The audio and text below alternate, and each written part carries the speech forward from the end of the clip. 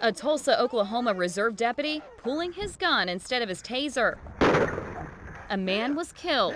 Oh, I shot him, I'm sorry. The deputy now charged with manslaughter. The big question, did he have the training to be in that situation in the first place? So we looked at how things are done around here. Baldwin County deputies must complete a state-required 13-week training course. They're also expected to take an additional 12 weeks before they can hit the road. A lot of people can pass the training, but it's how do they pass the training? How proficient are they? How efficient are they in what they do? Sheriff Huey Mack says that additional training helped defuse the situation in February when Barbara Grice carried a loaded gun into Alberta Elementary School. Deputies calmly convinced Grice to drop her weapon. No one was injured. They have to incorporate that 25 weeks of training or perhaps 10, 20, 30 years of experience to make a decision in just a few seconds.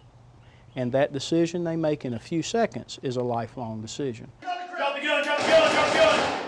In Escambia County, Florida, deputies received an extra 16 weeks of training on top of the 20 weeks the state requires. Got one suspect down. We hope they picked up the will to survive, the willingness to help people, and once they take control of the situation, is to address it accordingly. Move away! Move away! I got a chance to go through some of the training with the Escambia County Deputy of the Year, Jason Donnelly.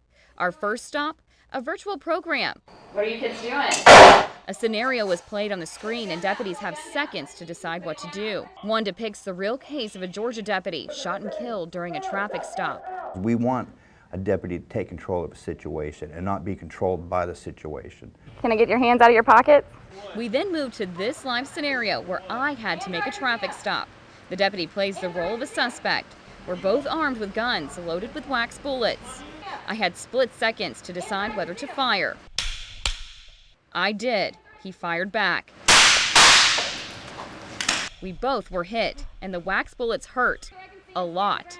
As many situations we can expose them to where they make the decision that's probably going to be the most efficient and correct decision. My adrenaline was pumping as we moved on to hand-to-hand combat.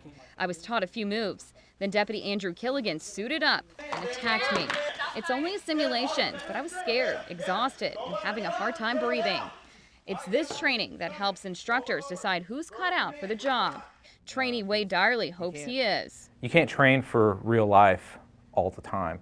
So officers that have been out there in the job actually experiencing all this, their knowledge and bringing it to you helps you adapt to your situation. As for how I did, we got a lot of work to do.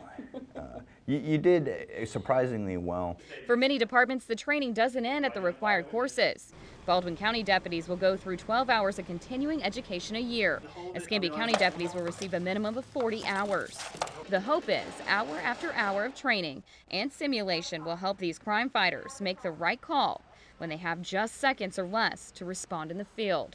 For Crime Tracker, Amber Souther, Channel 3 News.